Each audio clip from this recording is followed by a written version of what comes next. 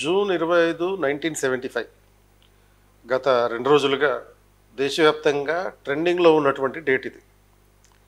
ఎందుకంటే ఈ డేట్ రోజున కేంద్ర ప్రభుత్వంలో ప్రధానమంత్రి ఇందిరాగాంధీ గారు ఉన్నప్పుడు నేషనల్ ఎమర్జెన్సీ ఇంపోజ్ చేశారు. ఈ నేషనల్ ఎమర్జెన్సీ ఇంపోజ్ చేయడాన్ని ఇప్పుడు కేంద్ర ప్రభుత్వం సంవిధాన్ హత్యా దివస్ అనే పేరుతో సెలబ్రేట్ చేయాలి, లేకపోతే దానికి ఆ మౌనింగ్ ఎక్స్పీరియన్స్ చేయాలి అనేటటువంటి ఒక ప్రతిపాదన తీసుకొచ్చింది అనమాట. సంవిధాన్ హత్యా దివస్ అంటే ఏంటి? రాజ్యాంగాన్ని హత్య చేసిన రోజు. ఎందుకంటే దీని ద్వారా ఈ ఎమర్జెన్సీ ఇంపోజ్ చేసిన తర్వాత 1976లో 42వ సవరణ చేసి రాజ్యాంగాన్ని అసలు టోటల్గా మార్చేశారు. ఇది ఆల్మోస్ట్ ఒక మినీ కాన్స్టిట్యూషన్ లాగా చేశారనమాట. అంటే ఈ 42nd అమెండ్మెంట్ అనే దాన్ని మినీ కాన్స్టిట్యూషన్ అంటారు. అండ్ ఈ టైంలో జరిగినటువంటి కొన్ని ఆకృత్యాలు ఏంటి? ఒకటి, ఈ తేదీన అంటే జూన్ 25, 1975 తేదీన దేశవ్యాప్తంగా సుమారుగా 2 లక్షల మందిని అరెస్ట్ చేసి జైలులో పెట్టారు. అండ్ ఈ సమయంలోనే మనకి ఆర్టికల్ 20, 21 అనేది కూడా సస్పెండ్ చేశారు. అంటే తర్వాత మళ్ళీ 44th అమెండ్మెంట్ చేసి ఆ సస్పెన్షన్ చేసే అవకాశం లేకుండా చేశారు. కానీ బట్ 1975లో మాత్రం ఈ సస్పెండ్ చేయడం జరిగింది. అంటే ఈ జీవించే హక్కుని, అలాగే ఈ అరెస్ట్ నుంచి రక్షణ పొందేటటువంటి హక్కుని కూడా తొలగించడం జరిగింది. అంటే మనుషులకి జీవించడానికి కూడా హక్కు లేకుండా ఉండేటటువంటి పరిస్థితి అన్నమాట. అండ్ ఇప్పుడు సపోజ్ మీరు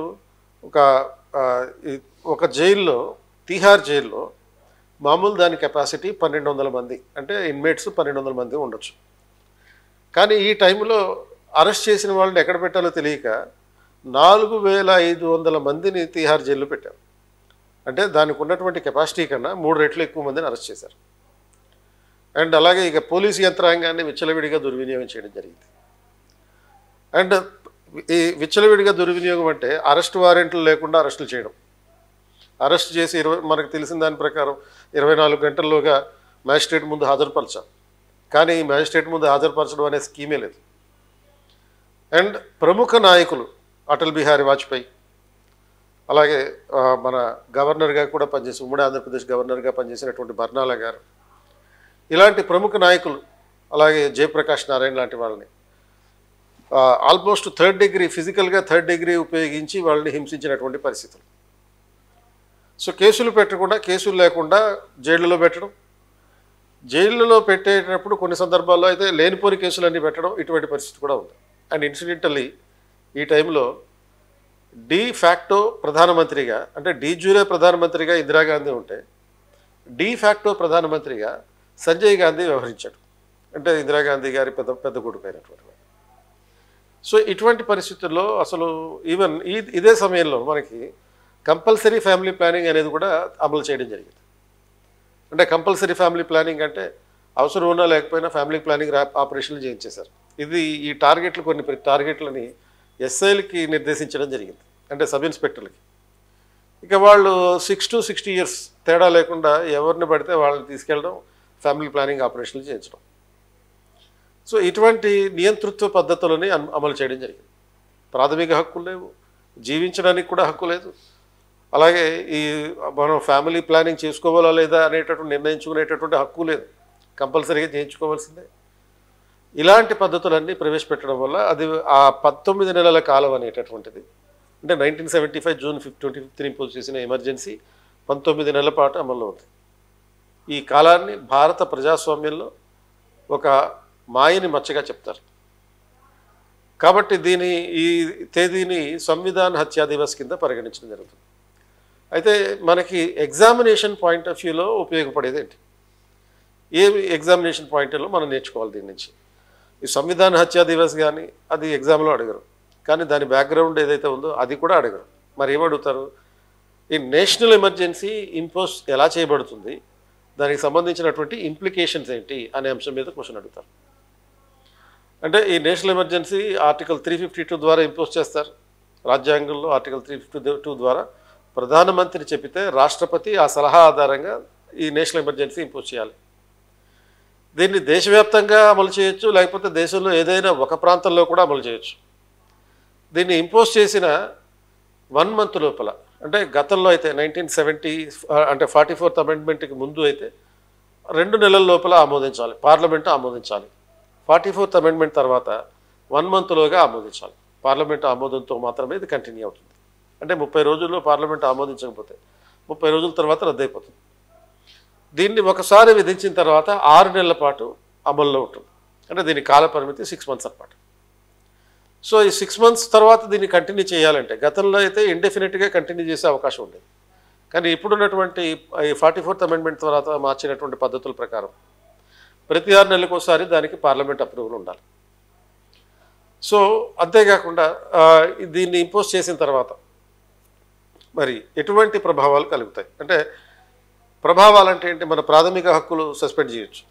బట్ 44th అమెండ్మెంట్కి ముందు ఆర్టికల్ 2021తో సహా దేన్నైనా సస్పెండ్ చేయొచ్చు. బట్ 44th అమెండ్మెంట్ కారణంగా 2021కి మినహాయింపు ఇచ్చారు. అంటే ఎమర్జెన్సీ ఇంపోజ్ చేసినప్పటికీ ఈ right to life and Liberty 2021 అనేవి సస్పెండ్ కావు ప్రస్తుతం ఉన్నటువంటి నిబంధనల ప్రకారం. దీని మీద 38th అమెండ్మెంట్ చేసి అంటే 38వ రాజ్యాంగ సవరణ చేసి నేషనల్ ఎమర్జెన్సీ ఇంపోజ్ చేస్తే న్యాయ సమీక్ష జరపకూడదని చెప్పారు. కానీ 44th అమెండ్మెంట్ ద్వారా దానిలో మార్పులు తీసుకొచ్చి న్యాయ సమీక్ష జరపవచ్చు, ఒకవేళ దురుద్దేశపూర్వకంగా ఎమర్జెన్సీ ఇంపోజ్ చేసి ఉంటే దాన్ని రద్దు చేయొచ్చు అనేటటువంటి అవకాశం కూడా కల్పించారు. అండ్ ఈ నేషనల్ ఎమర్జెన్సీ ఇంపోజ్ చేస్తే సెంటర్ స్టేట్ రిలేషన్స్ మీద ఎలాంటి ప్రభావం ఉంటుంది? కేంద్ర ప్రభుత్వం రాష్ట్రాలకి రాష్ట్ర జాబితాలో ఉన్నటువంటి అన్ని రకాల అంశాల మీద మార్గదర్శకాలు ఇవ్వచ్చు. అలాగే రాష్ట్రపతి ఈ రాష్ట్ర జాబితాలో ఉన్న అంశాల మీద ఆర్డినెన్స్లు జారీ చేయొచ్చు. అండ్ ఈ టైంలో ఫైనాన్షియల్గా చూసినప్పుడు కేంద్రం రాష్ట్రాలకు ఇచ్చే ఆర్థిక సహాయక నిధులని నిలిపేయచ్చు. ఇది జనరల్గా ఫైనాన్షియల్ ఎమర్జెన్సీ అనుకుంటారు, కానీ ఇది నేషనల్ ఎమర్జెన్సీలోనే కేంద్రం రాష్ట్రాలకు ఇచ్చే ఫైనాన్షియల్ సపోర్ట్ ఏదైతే ఉంటుందో ప్రతి సంవత్సరం ఇచ్చేటటువంటి ఆర్థిక సహాయక నిధులు, ఈ గ్రాంట్స్ ఇన్ ఎయిడ్ అన్నట్టు, ఆ గ్రాంట్స్ ఇన్ ఎయిడ్ని నిలిపేయచ్చు అన్నమాట. సో అలాగా దీన్ని ఎమర్జెన్సీని ఇంపోజ్ చేస్తే కలిగేటటువంటి ప్రభావాలు ఇన్ని మల్టిపుల్గా ఉంటాయి. మరి దీన్ని ఇంపోజ్ చేసిన తర్వాత విత్డ్రా చేయాలంటే అలాగా గతంలో అయితే అంటే 44th అమెండ్మెంట్ ముందుగా అయితే ఓన్లీ ఒక పద్ధతి మాత్రమే ఉండేది. President by an order can withdraw అని ఉండేది. అంటే రాష్ట్రపతి ఒక ఉత్తర్వు ద్వారా ఉపసంహరించవచ్చు. బట్ 44th అమెండ్మెంట్ ద్వారా పెట్టినటువంటి మార్పు ఏంటంటే ఇప్పుడు లోక్సభ ప్రత్యేక తీర్మానం ద్వారా సింపుల్ మెజారిటీ తోటి ఆమోదిస్తే దాన్ని ఉపసంహరించవచ్చు, రాష్ట్రపతి ఉపసంహరిస్తారు. అంటే లోక్సభ దీన్ని ప్రత్యేక ఒక తీర్మానం చేయాలంటే ఏం చేయాలి? పార్లమెంటు సమావేశాల టైంలో అయితేనేమో స్పీకర్కి నోటీస్ ఇచ్చి ప్రత్యేక సమావేశం ఏర్పాటు చేయమని చెప్పి ఆ ప్రత్యేక సమావేశంలో తీర్మానం చేసి లోక్సభ తీర్మానం ద్వారా ఉపసంహరించవచ్చు. పార్లమెంటు సమావేశం లేనప్పుడైతే లోక్సభ సభ్యులు కనీసం 1/10 మంది లోక్సభ సభ్యులు రాష్ట్రపతికి ఒక ప్రతిపాదన చేస్తే ఆ అభ్యర్థన ఆధారంగా రాష్ట్రపతి పార్లమెంటు ప్రత్యేక సమావేశం ఏర్పాటు చేసి ఆ సమావేశంలో మళ్ళీ ఈ లోక్సభ సభ్యులందరూ పాల్గొని ఒక సింపుల్ మెజారిటీతో అప్రూవ్ చేస్తే ఈ తీర్మానాన్ని ఉపసంహరించుకోవచ్చు, అంటే ఈ ఎమర్జెన్సీని ఉపసంహరించుకోవచ్చు.